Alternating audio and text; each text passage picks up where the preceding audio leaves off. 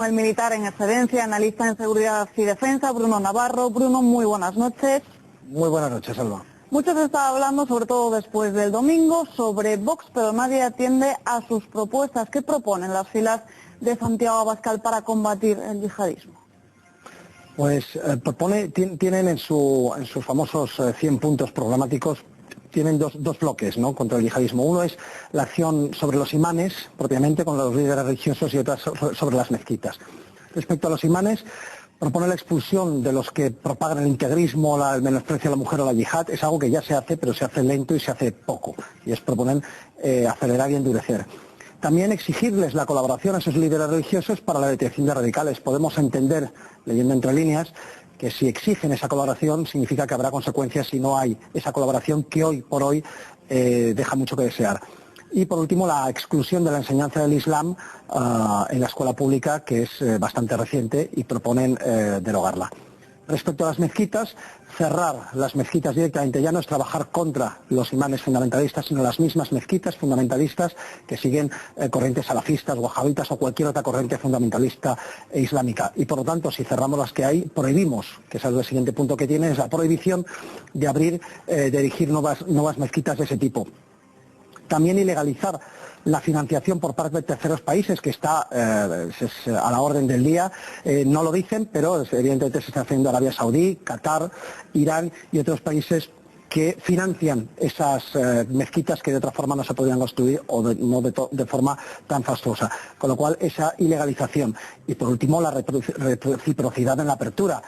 Si tú me dejas abrir iglesias en la capital de Arabia Saudí, a lo mejor yo te dejo abrir tus mezquitas en Madrid. Pero tiene que haber una reciprocidad. No puede ser solamente nosotros y ellos no. Otro punto, se critica a VOX y dicen que están en contra de la inmigración. Sobre este punto, ¿qué es lo que proponen y sobre todo también en inmigración ilegal?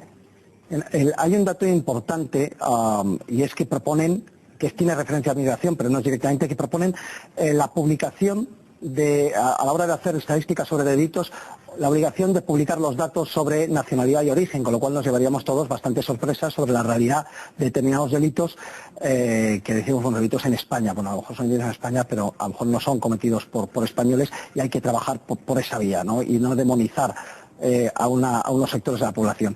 Por otro lado, ya propiamente entrando en la materia, digamos que lo dividirían en 4 bloques: la inmigración ilegal, la legal, la obtención de nacionalidad y las mafias, ¿no? En cuanto a la inmigración ilegal, propone la deportación de los ilegales a sus países de origen, de todos los ilegales a sus países de origen, mientras están aquí, la incapacidad para legalizar de por vida su situación, de tal forma que con eso pretenden enfrentar el efecto llamada, ¿no? Y también para atacar ese efecto llamada sería suprimir el arraigo como método el arraigo familiar como método de legalizar esa situación, y eliminar la sanidad gratuita. Se atenderían exclusivamente las urgencias, pero no el gratis total de la sanidad y las ayudas. Con esto se intentaría además, como he dicho, enfrentar el efecto llamada. En cuanto a los legales, también la sanidad sería por copago si llevan menos de 10 años en España.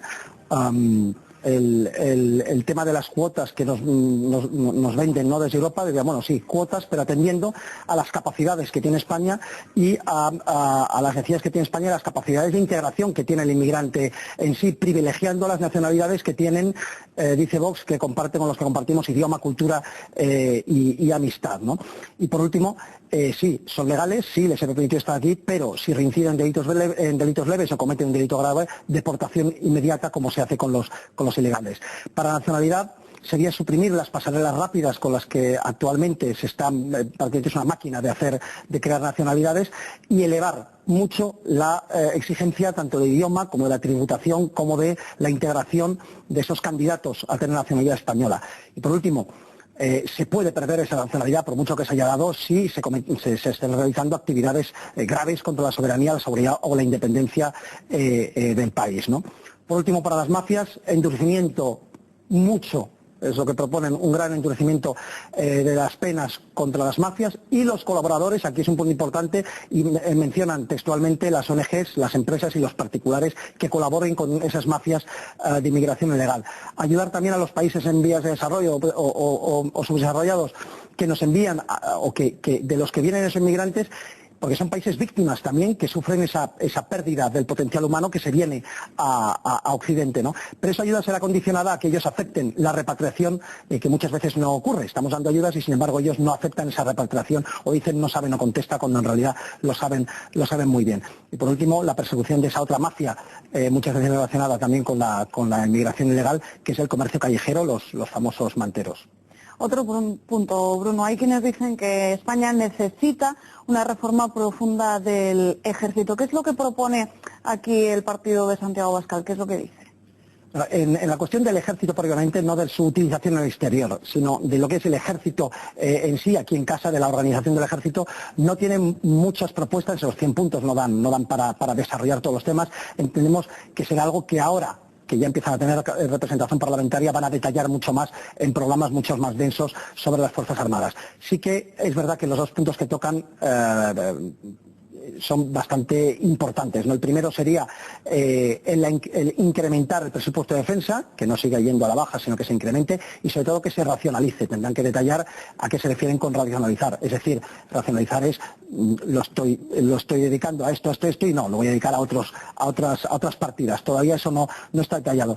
Y luego un tema social, como es que los militares que tengan 20 años de servicio, los españoles con 20 años de servicio en las Fuerzas Armadas, tengan prioridad en las oposiciones a fuerza de cuerpo sobre el Estado, policías locales, forestales, funcionarios de prisiones, etcétera. Eso ya existe, pero de una forma muy ligera y principalmente con las fuerzas de cuerpo sobre el Estado, no con otros colectivos que se pueden beneficiar de esa entrada de militares sin dejarles abandonados cuando pasan determinados años y abandonan la carrera de las armas, ¿no? ¿Y qué hay de la policía? Si sus políticas saliesen adelante, ¿seguirían funcionando cuerpos autonómicos, como por ejemplo los Mossos de Escuadra? Pues en absoluto. Esa es la primera de las medidas que propone, que es la supresión directamente de las policías autonómicas. Hablamos de Mossos de Escuadra, hablamos de China, hablamos de policía foral, pero entendemos también, leyendo entre líneas, entendemos que también se suprimirían esos cuerpos adscritos. Es decir, la Policía Nacional tiene unidades adscritas a las comunidades autónomas que no tienen una policía propia de tipo China o Mozos, ¿no? Entonces esas policías adscritas dejarían de ser adscritas y volverían a ser, digamos, Policía Nacional normal, lo que significa también una pérdida de poder adquisitivo de esos funcionarios de policía, que no es entendible porque están cobrando mucho más que un funcionario, que sus compañeros de la policía normal, digamos, simplemente por estar adscritos con el mismo uniforme a una unidad autonómica. Y mientras se consigue suprimir esos cuerpos de policía, hablan de una equiparación real del salario con respecto a los mozos y demás, cosa que no se ha conseguido ni siquiera con esta última supuesta equiparación. Ha aumentado, pero no se ha igualado. Y sobre todo una dependencia directa, es decir, todavía no te puedo suprimir porque eso exige un tiempo, una serie de normativas y hay que saber cómo lo hacemos, pero mientras tanto la primera medida, el día 0, el día D+1 de las elecciones, sería que dependieran directamente del gobierno central para que dejen de ser una policía política. Otras medidas que tienen que ver con interior de la policía podría ser que pretenden suspender Schengen, es decir, el paso libre de ciudadanos europeos o ciudadanos que están en Europa a lo largo de las fronteras que no existen, por así decirlo, y activar las fronteras, suspender el Schengen hasta que se garantice por parte de Europa que ni nuestros huidos de la justicia van a encontrar amparo en el resto de países, como por ejemplo los separatistas catalanes, ni que ocurrirá la entrada de inmigración ilegal y de terrorismo también por esas fronteras. Y otra cuestión bastante curiosa es que habla de la depuración de responsabilidades de aquellos que, habiendo estado, o sea, desde el Estado o desde las fuerzas y cuerpos de seguridad del Estado, es decir, policía, guardia civil y demás, hayan negociado o pactado con terroristas.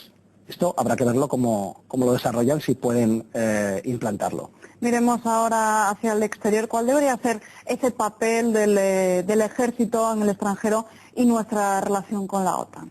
Aquí, como he dicho antes, si bien de lo que es el ejército en sí, no desarrolla mucho de la función o la utilización del ejército fuera de nuestras fronteras, sí. Habla, para empezar, de la creación de un muro infranqueable en Ceuta y Melilla. Hay un muro ya, por así decirlo, hay una valla, simplemente hay que mejorarla para que sea realmente infranqueable. Falta poco, es decir, solamente hay que poner los medios. Y también propone dotar de recursos materiales, humanos y también legales, cosa que hoy no ocurre, tanto a Policía, Guardia Civil y Fuerzas Armadas, para que sean eficaces en ese control de la inmigración que hoy en día no se produce. Paralelamente, exigir a Marruecos que reconozca la soberanía española sobre las plazas de Ceuta y Melilla, Y esto es muy importante, una nueva política de defensa, esto enlazaría con lo que hemos dicho antes de la reordenación del presupuesto de defensa, una nueva política de defensa que estaría más orientada a protegernos de forma autónoma. Este es un cambio visceral, un cambio drástico respecto a lo que se viene haciendo hasta ahora, que es básicamente depender de los demás y ceder nuestra soberanía a organismos supranacionales, de los que advierte que habrá que revisar en qué organismos estamos y en qué medida para reevaluar nuestra contribución e incluso abandonarlos si es preciso porque atentan contra los intereses de España. No lo dice, pero es evidente que se está refiriendo a la OTAN, a la Unión Europea y su brazo armado, lo cual es muy importante, ¿no? Y la creación de una agencia para proteger a las minorías cristianas por todo el mundo. Y por último, la participación en sí, que me preguntabas de esos militares en acciones en el extranjero, pues habla de participar en misiones de combate, cosa que hoy no se está produciendo. Básicamente participamos en combates cuando ocurren, pero no porque nuestras misiones sean propiamente de combate, y habla de enviar, sí, a nuestros soldados a misiones de combate contra el yihadismo, eso sí, cuando sea por razones de intereses de España y tengamos capacidad para realizarlo. Eso significa al final plantean una revisión de dónde estamos y dónde no. Es necesario que estemos con carros de combate enfrentándonos a Rusia en el este de Europa. Es necesario que estemos protegiendo a Turquía, país cada vez más islamizado, en su protección antiaérea. ¿O es mejor abandonar esas misiones y dedicarnos a otras que son más útiles y más necesarias para la defensa de España? Pues Bruno, muchísimas gracias por estar aquí con nosotros. Muy buenas noches. Buenas noches.